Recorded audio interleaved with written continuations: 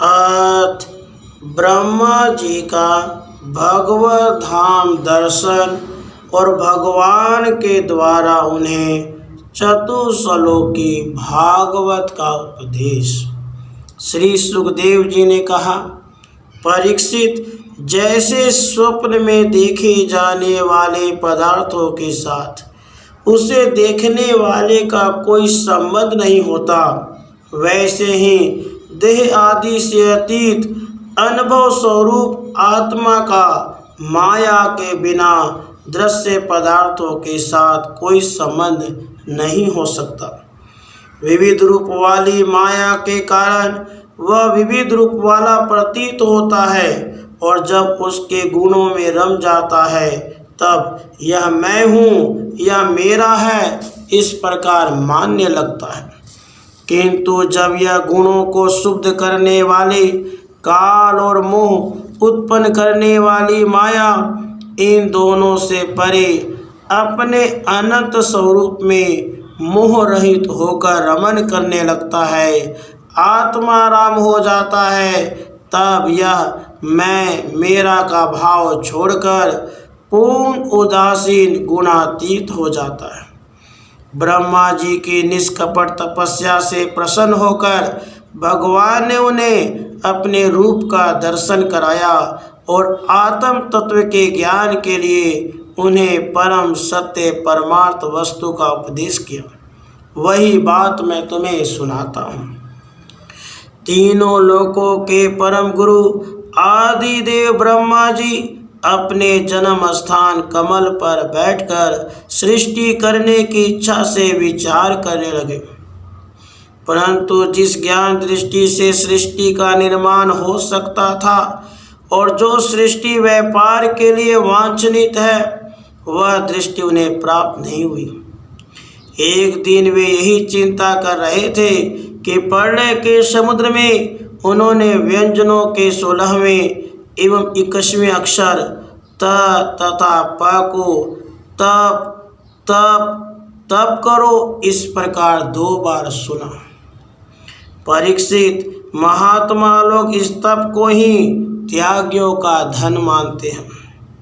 यह सुनकर ब्रह्मा जी ने वक्ता को देखने की इच्छा से चारों ओर देखा, परंतु वहाँ दूसरा कोई दिखाई न पड़ा। वे अपने कमल पर बैठ गए और मुझे तप करने की प्रत्यक्ष आज्ञा मिली है ऐसा निश्चय कर और उसी में अपना हित समझकर उन्होंने अपने मन को तपस्या में लगा दिया। ब्रह्मा जी तपस्वियों में सबसे बड़े तपस्वी हैं, उनका ज्ञान अमोघ है।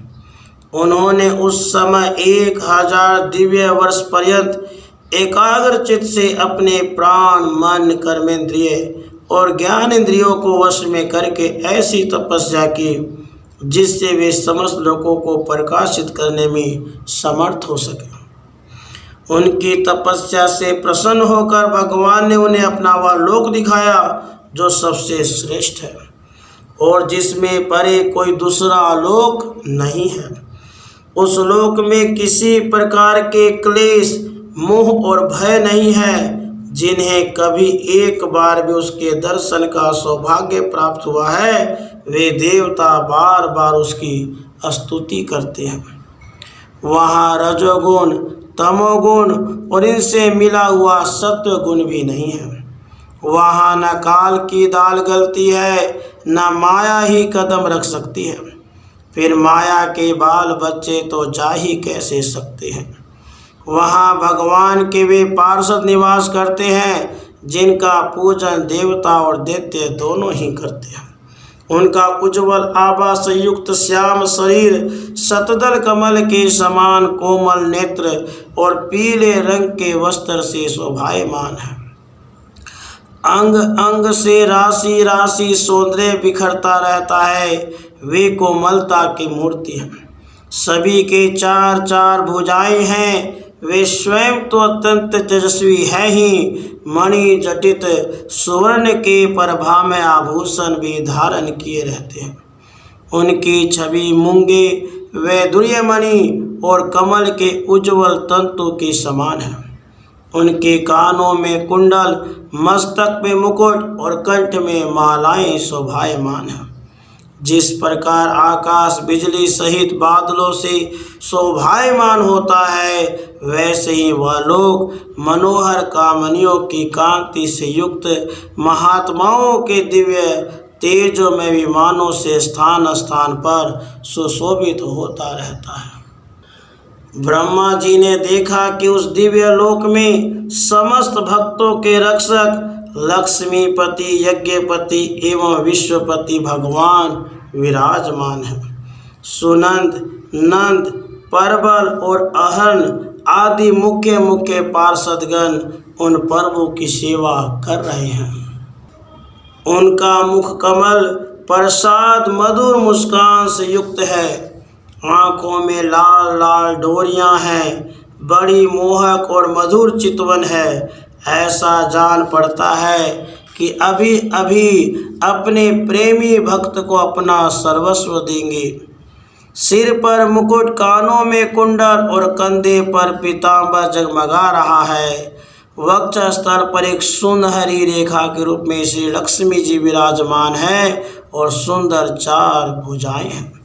वे एक सर्वोत्तम और बहुमूल्य आसन पर विराजमान हैं। पुरुष, प्रकृति, महतत्व, अहंकार, मन, 10 इंद्रियां, शब्द आदि 5 तन मात्राएं और पंचभूत, ये 25 शक्तियां मूर्तिमान होकर उनके चारों ओर खड़ी हैं। समग्र ऐश्वर्य, धर्म, कीर्ति, श्री, ज्ञान और वैराग्य, इन 6 नित्य सिद्ध स्वरूपभूत शक्तियों से वे सर्वदा युक्त रहते हैं। उनके अतिरिक्त और कहीं से भी ये नित्य रूप से निवास नहीं करती। वे सर्वेश्वर प्रभु अपने नित्य आनंदमय स्वरूप में ही नित्य निरंतर निमग्न रहते हैं। उनका दर्शन करते ही ब्रह्मा जी का हृदय आनंद के उद्रेक से लबालब भर गया। शरीर पुलकित हो उठा, नेत्रों में प्रेमाश्रु छलक आए। ब्रह्मा जी ने भगवान के उन चरण कमलों में, जो परमहंसों के निवृत्ति मार्ग से प्राप्त हो सकते हैं, सिर झुकाकर प्रणाम किया। ब्रह्मा जी के प्यारे भगवान अपने प्रिय ब्रह्मा को प्रेम और दर्शन के आनंद में निमग्न शरणागत तथा प्रजा सृष्टि के लिए आदेश देने के योग्य देखकर बहुत प्रसन्न हुए। उन्होंने ब्रह्मा जी से हाथ मिलाया तथा मंद मुस्कान से अलंकृत वाणी में कहा। श्री भगवान ने कहा, ब्रह्मा जी, तुम्हारे हृदय में तो समस्त वेदों का ज्ञान विद्यमान है। तुमने सृष्टि रचना की इच्छा से चिरकाल तक तपस्या करके मुझे भली भांति संतुष्ट कर दिया है। मन में कपट रखकर योग साधन करने वाले मुझे कभी प्रसन्न नहीं कर सकते। तुम्हारा कल्याण हो, तुम्हारी जो अभिलाषा हो वही वर मुझसे मांग लो, क्योंकि मैं मुँह मांगी वस्तु देने में समर्थ हूँ। ब्रह्मा जी, जीव के समस्त कल्याणकारी साधनों का विश्राम पर्यवसान मेरे दर्शन में ही है।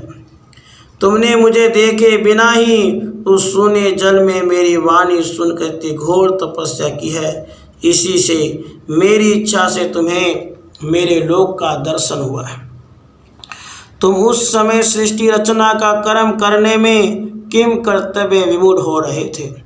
इसी से मैंने तुम्हें तपस्या करने की आज्ञा दी थी, क्योंकि निष्पाप तपस्या मेरा हृदय है और मैं स्वयं तपस्या का आत्मा हूँ। मैं तपस्या से ही इस संसार की सृष्टि करता हूँ, तपस्या से ही इसका धारण पोषण करता हूँ और फिर तपस्या से ही इसे अपने में लीन कर लेता हूँ। तपस्या मेरी एक दुर्लंघ्य शक्ति है। ब्रह्मा जी ने कहा, हे भगवान, आप समस्त प्राणियों के अंतःकरण में साक्षी रूप से विराजमान रहते हैं। आप अपने अप्रतिहत ज्ञान से यह जानते ही हैं कि मैं क्या करना चाहता हूँ। हे नाथ, आप कृपा करके मुझ याचक की यह मांग पूरी कीजिए कि मैं रूप रहित आपके सगुण और निर्गुण दोनों ही रूपों को जान सकूं। आप माया के स्वामी हैं। आपका संकल्प कभी व्यर्थ नहीं होता। जैसे मकड़ी अपने मुंह से जाला निकालकर उसमें कीड़ा करती है और फिर उसे अपने में लीन कर लेती है, वैसे ही आप अपनी माया का आश्रय लेकर इस विविध शक्ति संपन्न जगत की उत्पत्ति, पालन और संहार करने के लिए अपने आप को ही अनेक रूपों में बना लेते हैं और कीड़ा करते हैं। इस प्रकार आप कैसे करते हैं, इस मर्म को मैं जान सकूं, ऐसा ज्ञान आप मुझे दीजिए। आप मुझ पर ऐसी कृपा कीजिए कि मैं सजग रहकर सावधानी से आपकी आज्ञा का पालन कर सकूं और सृष्टि की रचना करते समय भी कर्तापन आदि के अभिमान से बंध न जाऊं। हे प्रभु, आपने एक मित्र के समान हाथ पकड़कर मुझे अपना मित्र स्वीकार किया है, अतः जब मैं आपकी सेवा सृष्टि रचना में लगूं और सावधानी से पूर्व सृष्टि के गुण कर्मानुसार जीवों का विभाजन करने लगूं, तब कहीं अपने को जन्म कर्म से स्वतंत्र मानकर प्रबल अभिमान न कर बैठूं। श्री भगवान ने कहा, अनुभव, प्रेमा भक्ति और साधनों से युक्त अत्यंत गोपनीय अपने स्वरूप का ज्ञान मैं तुम्हें कहता हूँ, तुम उसे ग्रहण करो। मेरा जितना विस्तार है, मेरा जो लक्षण है, मेरे जितने और जैसे रूप गुण और लीलाएं हैं, मेरी कृपा से तुम उनका तत्व ठीक ठाक वैसा ही अनुभव करो। सृष्टि के पहले केवल मैं ही मैं था, मेरे अतिरिक्त न स्थूल था न सूक्ष्म था और न तो दोनों का कारण अज्ञान। जहाँ यह सृष्टि नहीं है वहाँ मैं ही मैं हूँ, और इस सृष्टि के रूप में जो कुछ प्रतीत हो रहा है वह भी मैं ही हूँ, और जो कुछ बच रहेगा वह भी मैं ही हूँ। वास्तव में न होने पर भी जो कुछ अनिर्वचनीय वस्तु मेरे अतिरिक्त मुझ परमात्मा में दो चंद्रमाओं की तरह मिथ्या ही प्रतीत हो रही है, अथवा विद्यमान होने पर भी आकाश मंडल के नक्षत्रों में राहु की भांति जो मेरी प्रतीति नहीं होती, इसे मेरी माया समझना चाहिए। जैसे प्राणियों के पंचभूत रचित छोटे बड़े शरीरों में आकाश आदि पंच महाभूत उन शरीरों के कार्य रूप से निर्मित होने के कारण प्रवेश करते भी हैं, और पहले से ही उन स्थानों रूपों में कारण रूप से विद्यमान रहने कारण प्रवेश नहीं भी करते, वैसे ही उन प्राणियों के शरीर की दृष्टि से मैं उनमें आत्मा के रूप में प्रवेश किए हुए हूँ, और आत्म दृष्टि से अपने अतिरिक्त और कोई वस्तु न होने के कारण उनमें प्रविष्ट नहीं भी हूँ। यह ब्रह्म नहीं, यह ब्रह्म नहीं, इस प्रकार निषेध की पद्धति से, और यह ब्रह्म है, यह ब्रह्म है, इस अन्वय की पद्धति से यही सिद्ध होता है कि सर्वातीत एवं सर्वस्वरूप भगवान ही सर्वदा और सर्वत्र स्थित है। वही वास्तविक तत्व है। जो आत्मा अथवा परमात्मा का तत्व जानना चाहते हैं, उन्हें केवल इतना ही जानने की आवश्यकता है। ब्रह्मा जी, तुम अविचल समाधि के द्वारा मेरे सिद्धांत में पूर्ण निष्ठा कर लो, इससे तुम्हें कल्प कल्प में विविध प्रकार की सृष्टि रचना करते रहने पर भी कभी मोह नहीं होगा। श्री सुखदेव जी कहते हैं, लोक पितामह ब्रह्मा जी को इस प्रकार उपदेश देकर अजन्मा भगवान ने उनके देखते ही देखते अपने उस स्वरूप को छिपा लिया। जब सर्वभूत स्वरूप ब्रह्मा जी ने देखा कि भगवान ने अपने इंद्रिय गोचर स्वरूप को हमारे नेत्रों के सामने से हटा लिया है, तब उन्होंने अंजलि बांधकर उन्हें प्रणाम किया और पहले कल्प में जैसी सृष्टि थी उसी रूप में इस विश्व की रचना की। एक बार धर्मपति प्रजापति ब्रह्मा जी ने सारी जनता कल्याण हो अपने स्वाद की पूर्ति के लिए विधि पूर्वक यम नियमों को धारण किया। उस समय उनके पुत्रों में सबसे अधिक प्रिय परम भक्त देवर्षि नारद जी ने मायापति भगवान की माया का तत्व जानने की इच्छा से बड़े संयम, विनय और सौम्यता से अनुगत होकर उनकी सेवा की और उन्होंने सेवा से ब्रह्मा जी को बहुत ही संतुष्ट कर लिया।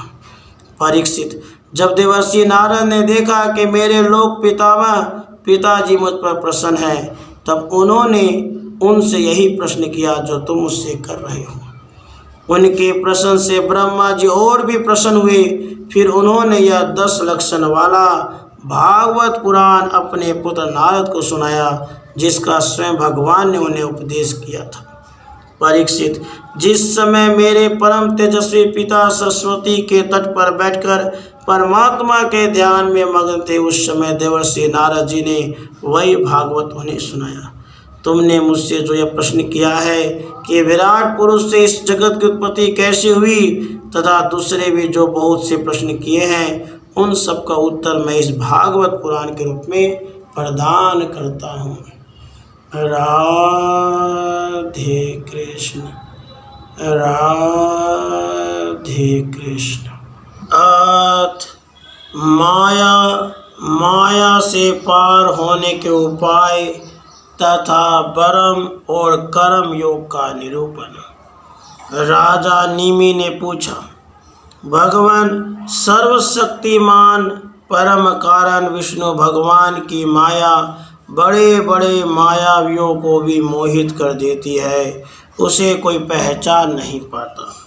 और आप कहते हैं कि भक्त उसे देखा करता है, अतः मैं उस माया का स्वरूप जानना चाहता हूँ। आप लोग कृपा करके बतलाइए। योगेश्वरों, मैं एक मृत्यु का शिकार मनुष्य हूँ। संसार के तरह तरह के तापों ने मुझे बहुत दयनीय तपा रखा है। आप लोग जो भगवत कथा रूप अमृत का पान करा रहे हैं, वह उन तापों को मिटाने की एकमात्र औषधि है। इसलिए मैं आप लोगों की इस वाणी का सेवन करते करते तृप्त नहीं होता। आप कृपया और बताइए। अब तीसरे योगेश्वर अंतरिक्ष जी ने कहा, राजन, भगवान की माया स्वरूपता अनिर्वचनीय है, इसलिए उसके कार्यों के द्वारा ही उसका निरूपण होता है। आदि पुरुष परमात्मा जिस शक्ति से संपूर्ण भूतों के कारण बनते हैं और उनके विषय भोग तथा मोक्ष की सिद्धि के लिए अथवा अपने उपासकों की उत्कृष्ट सिद्धि के लिए सब निर्मित पंचभूतों के द्वारा नाना प्रकार के देव, मनुष्य आदि शरीरों की सृष्टि करते हैं, उसी को माया कहते हैं।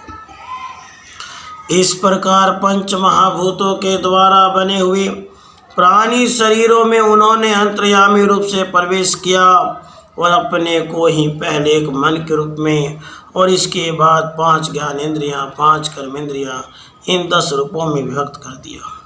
उन्हीं के द्वारा विश्वों का भोग कराने लगे। वह देह अभिमानी जीव अंतर्यामी के द्वारा प्रकाशित इंद्रियों के द्वारा विषयों का भोग करता है और इस पंचभूतों के द्वारा निर्मित शरीर को आत्मा अपना स्वरूप मानकर उसी में आसक्त हो जाता है। यह भगवान की माया है। अब वह कर्मेंद्रियों से सकाम कर्म करता है। उनके अनुसार शुभ कर्म का फल सुख, अशुभ कर्म का फल दुख भोग करने लगता है और शरीरधारी होकर इस संसार में भटकने लगता है। यह भगवान की माया। इस प्रकार यह जीव ऐसी अनेक अमंगलमय कर्म गतियों को, उनके फलों को प्राप्त होता है और महाभूतों के प्रलय पर्यंत विवश होकर जन्म के बाद मृत्यु, मृत्यु के बाद जन्म को प्राप्त होता रहता है। यह भगवान की माया है। जब पंचभूतों के प्रलय का समय आता है, अनादि और अनंत काल स्थूल सूक्ष्म द्रव्य एवं गुण रूप इस समस्त व्यक्त सृष्टि को अव्यक्त की ओर, उसके मूल कारण की ओर खींचता है। यह भगवान की माया है। उस समय पृथ्वी पर लगातार 100 वर्ष तक भयंकर सूखा पड़ता है, वर्षा बिल्कुल नहीं होती। प्रलय काल की शक्ति से सूर्य की उष्णता और भी बढ़ जाती है और वे तीनों लोगों को तपाने लगते हैं। यह भगवान की माया है।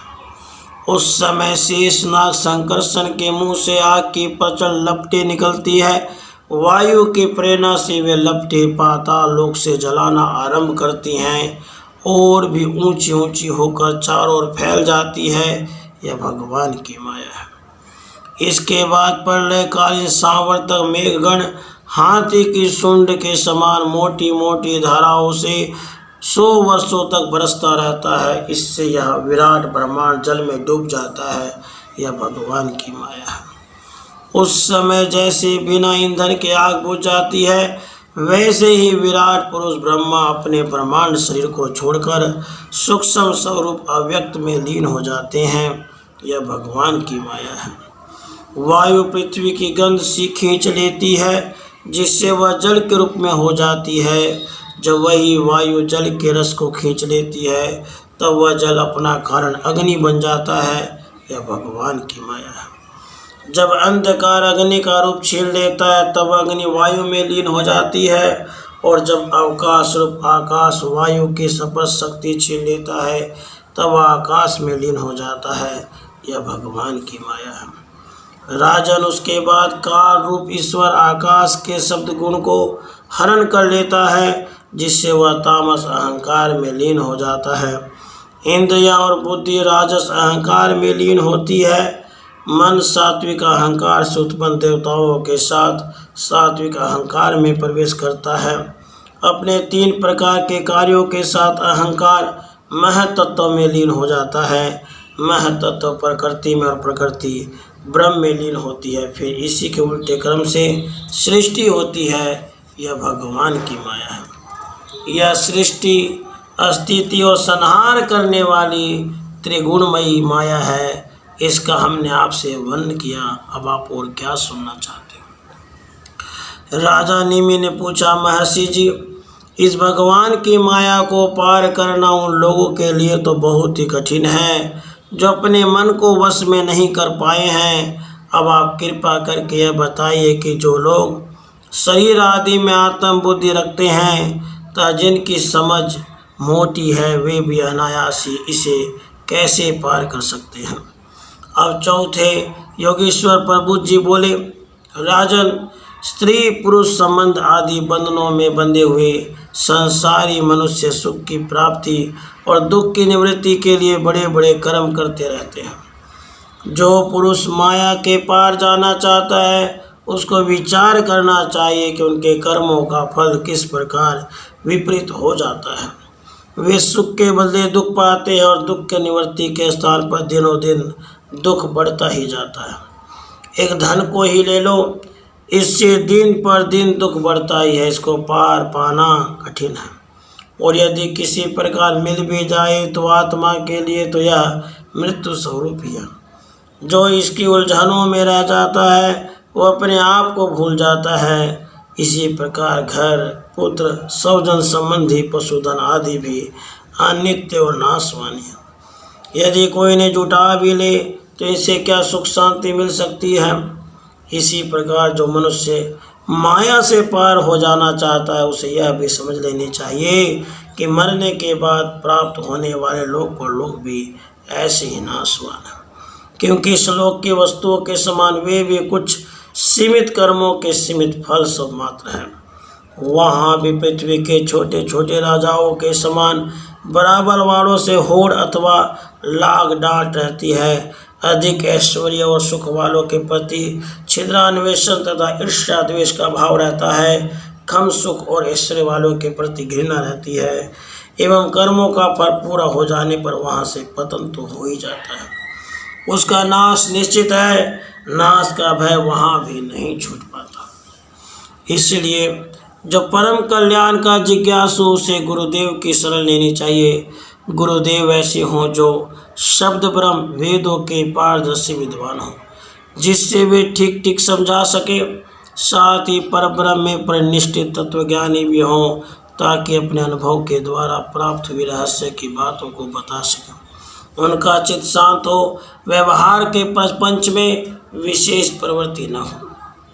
जिज्ञासु को चाहिए कि गुरु को ही अपना परम प्रियतम आत्मा और इष्ट देव माने, उनकी निष्कपट भाव से सेवा करे, उनके पास रहकर भागवत धर्म की भगवान को प्राप्त कराने वाले भक्ति भाव के साधनों की क्रियात्मक शिक्षा ग्रहण करें।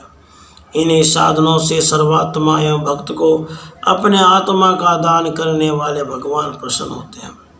पहले शरीर, संतान आदि में मन की अनासक्ति सीखे, फिर भगवान के भक्तों में प्रेम करना कैसे चाहिए वह सीखे। उसके बाद प्राणियों के प्रति यथायोग्य दया, मैत्री और विनय के निष्कपट भाव से शिक्षा ग्रहण करें। मिट्टी, जल आदि से बाह्य शरीर की पवित्रता, छल कपट आदि के त्याग से भीतर की पवित्रता, अपने धर्म का अनुष्ठान, सहन शक्ति, मौन, स्वाध्याय, सरलता, ब्रह्मचर्य, अहिंसा, शीत उष्ण, सुख दुख आदि द्वंद्वों में हर्ष विषाद से रहित होना चाहिए। सर्वत्र तथा समस्त देश, काल और वस्तुओं में चेतन रूप से आत्मा और नियंता रूप से ईश्वर को देखना। एकांत सेवन, यही मेरा घर, ऐसा भाव न रखना। गृहस्थ हो तो पवित्र वस्त्र पहनना और त्यागी हो तो फटे पुराने वस्त्र, चिथड़े, जो कुछ प्रारब्ध के अनुसार मिल जाए उसी में संतोष करना चाहिए। भगवान की प्राप्ति का मार्ग बतलाने वाले शास्त्रों में श्रद्धा, दूसरे किसी भी शास्त्र की निंदा न करना, प्राणायाम के द्वारा मन का, मौन के द्वारा वाणी का और वासनाहीनता के अभ्यास से कर्मों का संयम करना, सत्य बोलना, इंद्रियों को अपने अपने गोलकों में स्थिर रखना और मन को कहीं बाहर न जाने देना सीखना चाहिए। राजन, भगवान की लीलाएं अद्भुत है, उनके जन्म, कर्म और गुण दिव्य है। उन्हीं का श्रवण, कीर्तन, ध्यान करना और शरीर से जितने भी चेष्टाएं हैं सब भगवान के लिए करना चाहिए। राधे कृष्ण, राधे